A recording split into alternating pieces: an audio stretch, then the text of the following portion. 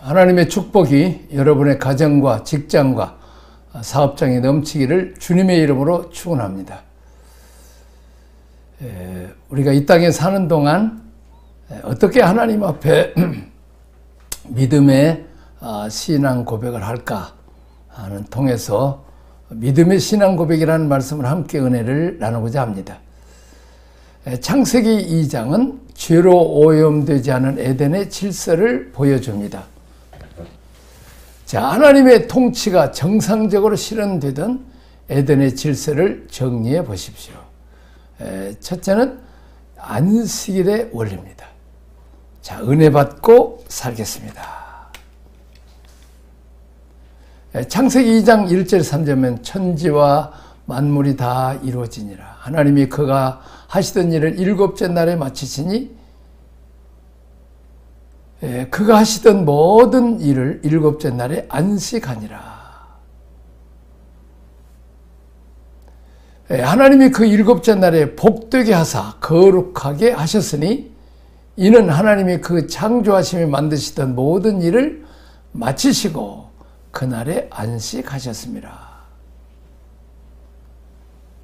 자, 모든 것을 완성하신 후 일곱째 날에 마치시니라고 합니다. 그냥 안식일이 되어서 쉬는 날이 아니라 모든 일을 완성하거나 천지창조를 완전히 완벽하게 끝내고 난 뒤에 쉬셨다. 다 이뤘다라는 말씀이 성경에 사며 나옵니다. 이 천지창조하고 난 뒤에 다 이루셨다. 성부 하나님, 또 예수님께서 십자가상에서 내가 다 이뤘다. 율법을 다 이뤘다. 구원을 다 이뤘다. 그리고 마지막 요한계시 20장 성령께서 하나님 아버지와 예수님께서 이루시려 하는 구원의 모든 역사를 다 완성하실 것을 말씀하고 있습니다. 자, 히브리어는 칼라, 헬라어는 테탈레스타이라고 합니다. 일이 끝났다는 의미보다는 완성되었다는 의미가 더 큽니다. 시간이 됐다고 쉬는 것이 아니라 일이 완성되어서 쉰다는 의미입니다. 그랬습니다. 우리가 일을 하다가 말면 어떻게 되겠어요? 다 맞춰야지. 음식도 완전히 다 맞춰야, 요리를 다 맞춰야 맛있게 먹는 거지. 요리하다 말아버리면 어떻게 되겠어요? 그렇죠?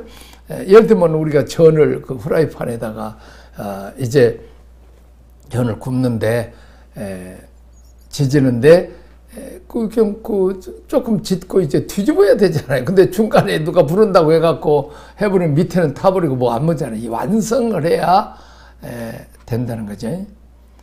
안식은 하나님이 계획하셨던 일들을 완성되었다는 사실을 의미합니다. 창조가 완성된 날이 복된 날입니다. 그렇죠? 음식도 다 만들어서 차려서 우리가 먹을 때 그게 복이 있는 거죠. 중간에 그냥 음식 요리하다가 전쟁이 일어났다든지 아니면 누가 아프다고 뭐 했다든지 아니면 누가 하여튼 뭐 그냥 응급 상황이 와버리면 마치지 못하면 불행하는 거죠. 우리는 천지창조도 완성, 구원도 완성, 또 성령께서 하시는 모든 이제 성부 하나님 성령 예수님께서 하시는 모든 우리를 구원하고 만물을 충만케 하시는 모든 것이 우리에게 필요하게 되겠습니다. 자, 구약에서 복을 누리기 원한다면 안식일을 지켜야 합니다. 6일 동안 수고하셔서 사람에게 필요한 모든 축복을 그날 안에 두셨습니다. 인간이 복을 받고 형성할 수 있는 원리는 그날 안에 있었습니다. 하나님이 계획하신 모든 일을 완성했기 때문에 그날 안에 들어가면 하나님이 준비하던 모든 것을 누릴 수 있습니다. 그렇습니다. 자, 어린아이가 태어나서 엄마 아빠가 준비했던 지방, 애기방, 침대, 이불, 옷, 또 먹을 것, 또 장난감 이렇게 다 예배한 것을 어린아이가 태어나서 누려야지. 밥도 먹지도 않고 그냥 잠깐 놀지도 않고 옷도 안 입고 그다음에 얼마나 기분 나쁘겠어요. 마찬가지로 우리는 하나님이 만드신 이 천지창조, 해와 달과 별들과 꽃과 나무와 뭐 그냥 삼라만상 이제 하늘도 이 가을 날씨에 맑고 또 이제 바다 우리가 이제 그 휴가 때는 바다 가잖아요. 바다가 또 얼마나 이 제주도 바다 얼마나 좋습니까? 자, 우리가 이렇게 하나님 만든 것을 누리고 찬양하고 감사하고 그리고 또 씨를 뿌리면 싹이 나고 꽃이 피고 열매를 맺어서 우리가 그것을 이제 추수에다가 요리해서 맛있게 먹는 모습을 보시면 하나님이 기뻐하실 거예요. 마찬가지로 엄마가 맛있는 시장 봐서 요리해서 다듬어서 맛있는 음식을 해서 이렇게 상을 베푸는데 남편과 자식들이 참 맛있게 먹고 하는 모습을 보면 엄마가 흐뭇하죠. 마찬가지로 하나님이 천지 창조하신 것을 우리가 그렇게 누려야 되는 것입니다. 그래서 우리가 늘 감사하고 찬송을 해야 돼. 은혜, 축복, 구원이 하나님 안에 있습니다. 그날을 구별시키시고 하나님을 주인으로 모시는지 하나님의 축복으로 살기를 희망하는지를 그날을 지키는지 여부로 판단하겠다는 말씀. 그렇습니다. 다시 말하면 주일날 성경 찬송 들고 그리고 교회 가서 예배드리는 모습을 보면 저 사람은 예수 믿는 사람이다. 이 구별됐다. 마찬가지로 안식일 날 모든 일을 멈추고 그날에 하나님 앞에 가서 안식일에 제사를 드리는 그런 이스라엘 백성들이 하나님의 백성이요. 선택한 백성이요. 야, 내가 젊었을 때 성지순례 이스라엘 가봤는데 안식일에 그냥 배차장에 차들이 그냥 다 서 있어요. 가끔가지 택시나 앰뷸런스나 이런 거 다녀요. 다시 말하면 관광객들이나 이런 사람들이 택시 타고 다니면서 또 관광버스 다니며 여행을 하지 유대인들은 철저하게 안식일을 지키는 것을 봤어요. 그날을 구별시키지 않고 지키지 않는 사람은 하나님의 도우심을 거절하겠다는 의지로 받아 축복도 생명도 끊어지리라고 말씀. 포도나무 가지가 나무에게서 잘라지면 그때부터 죽은 거죠. 마찬가지로 하나님 만든 세상에 살면서 하나님 주신 햇빛과 공기, 먹을 것과 마실 것 주는 것에도 하나님을 인정하지 않는다는 것은 벌써 하나님이 만든 세상에 살 자격이 없는 거죠. 하나님과 단절된 자들은 영적으로 죽은 것이죠. 출애굽기 31장 13절 17절 너는 이스라엘 자손에게 말하기를 너희는 나의 안식일을 지키라. 이는 나와 너희 사이에 너희 대대의 표징이 되리니. 그렇습니다. 이스라엘의 하나님 여호와 하나님이 하나님이고 또 그 하나님을 섬기는 이스라엘 백성들이 하나님의 백성이 하나님의 자녀라는 사실의 표징이라는 말. 나는 너희를 거룩하게 하는 여호와인 줄을 너희가 알리라. 그렇습니다. 우리가 이 세상에 살지만 딱 주일날 또 유대인들 안식일날 구별해서 딱 하나님을 섬기는 이게 구별된 백성이에요. 이 구별하다, 거룩하다는 건 구별하다. 너희는 안식일을 지킬지니 이는 너희로 여기에 거룩한 날이 됨이니라. 그날을 더럽히는 자는 모두 죽일지며 그날을 일하는 자는 모두 그 백성 중에서 그 생명이 끊어지리라. 그렇습니다. 자, 또 15절 엿새 동안은 일할 것이나 일곱째 날은 큰 안식일이니 여호와께 거룩한 것이라. 안식일에 일하는 자는 누구든지 반드시 죽일지니라. 이같이 이스라엘 자손의 안식일을 지켜서 그것으로 대대 영원한 언약을 삼을 것이니 이는 나와 이스라엘 사이에 영원한 표적이며 나 여호와가 엿새 동안에 천지를 창조하고 일곱째 날의 일을 마치고 쉬십니다. 완성하고 쉬신 날. 그날을 우리가 하나님 참 천지창조주라고 수고했습니다. 찬양합니다. 너무 아름답습니다. 해와 달과 별들도 아름답고 꽃들도 새들도 다 아름답습니다. 이렇게 하나님을 찬양하는 날이 되어야 된답니다. 자, 신약적 개념으로 말하는 은혜로 사는 인생입니다.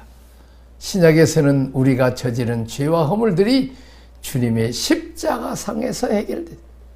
다시 말하면 우리 주님 예수께서 인간의 죄 문제를 위해 십자가에 죽으시고 또 인간을 거듭나게 하고 의롭다 칭함을 얻게 하기 위해서 부활하시고 또 우리를 존귀케 만드시기 위해서 영광스럽고 거룩한 만왕의 왕 만주의 주 하나님의 아들, 딸이 되는 그런 존귀케 하는 일을 위해서 부활하시고 승천해서 우리 주님의 하늘 보좌에 앉는 이 모든 것을 우리가 믿음으로 받아들이는, 그래서 우리는 그 혜택을 누리는 것입니다.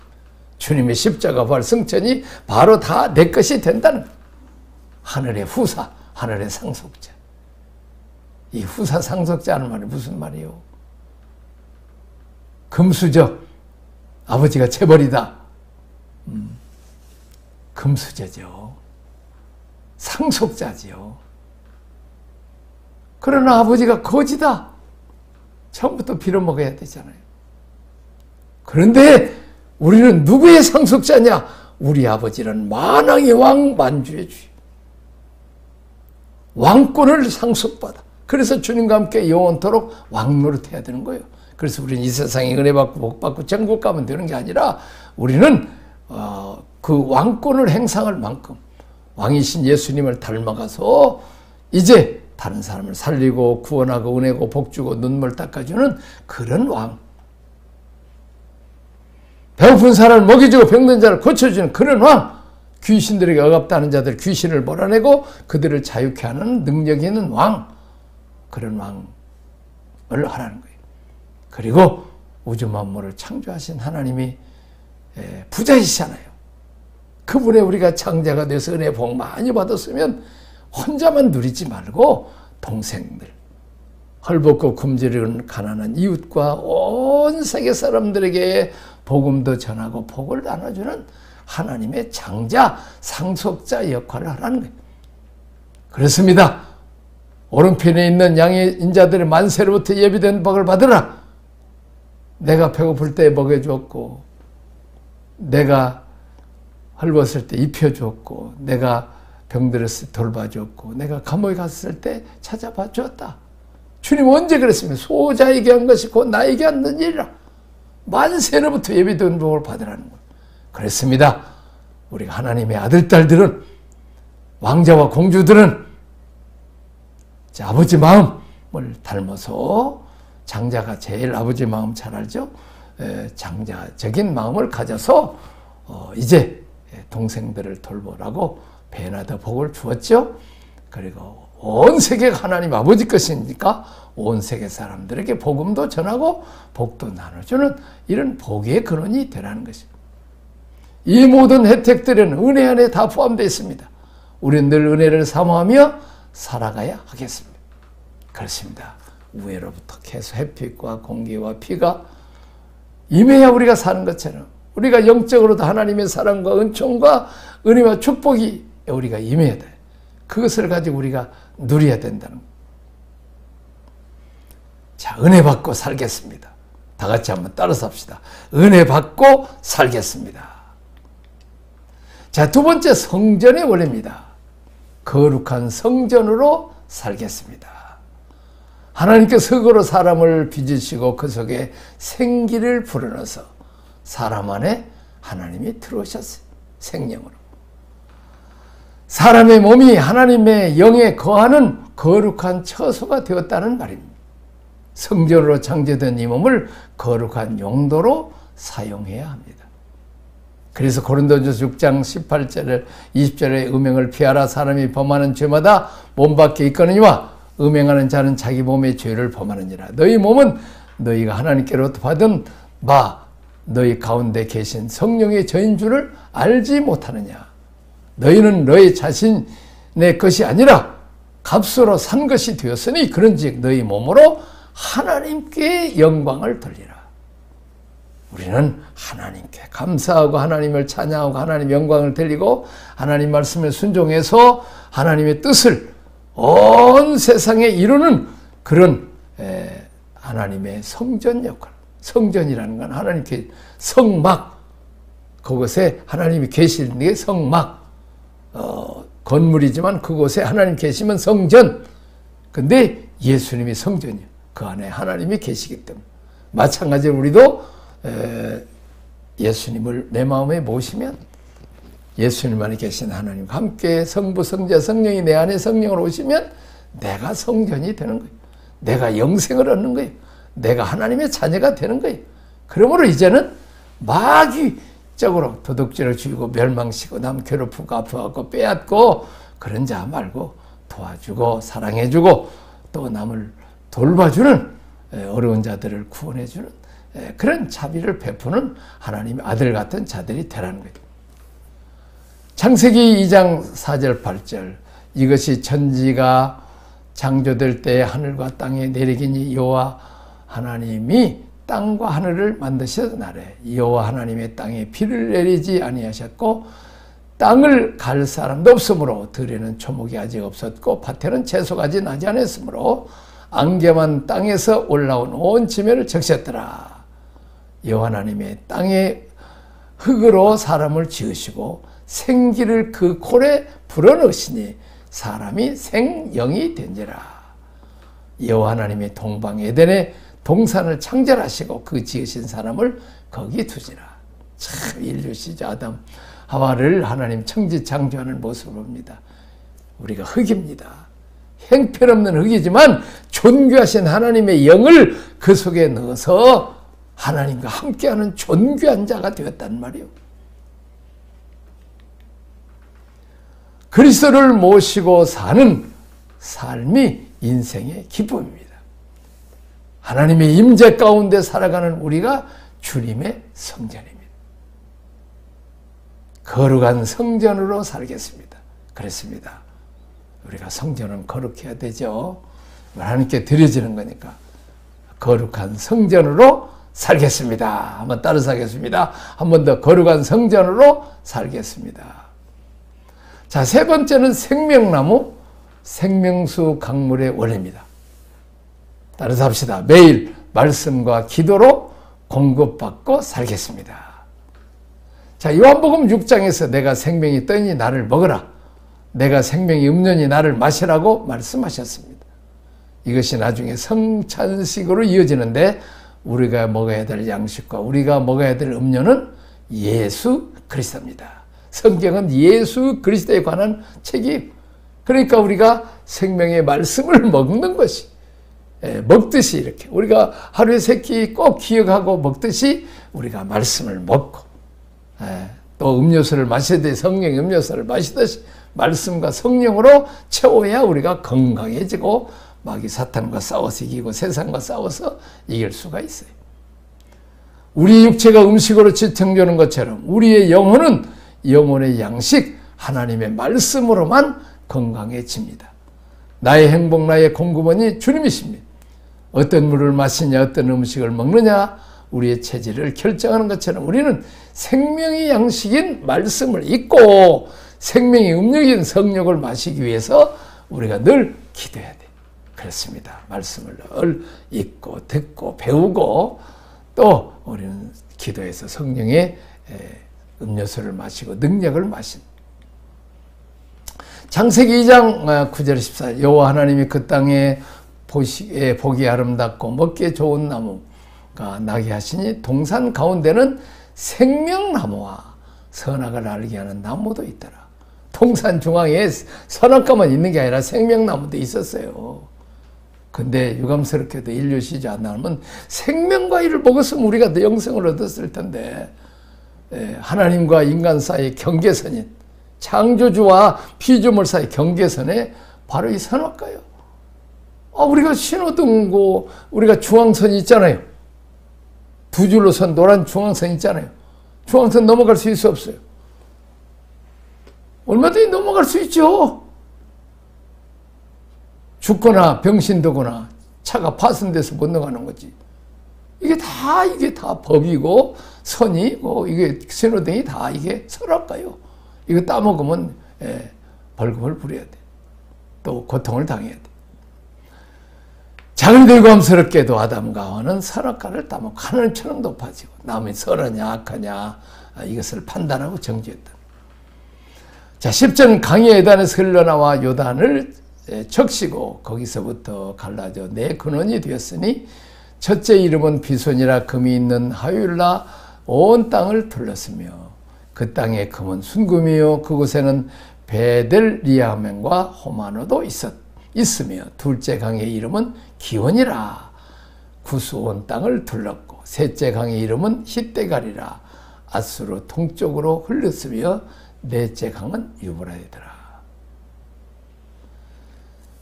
자, 매일 말씀과 기도로 공급받고 살겠습니다. 네 번째, 선악과의 원리입니다. 판단하거나 정죄하지 않고 살리는 일을 하겠습니다. 사람은 너무나 정교하고 수준 높게 창조되어서 자칫 창조주 하나님의 영역을 침범할 위험이 있어 그 선을 넘지 않도록 조심하라고 경계선을 쳐주신 것이 선악과입니다.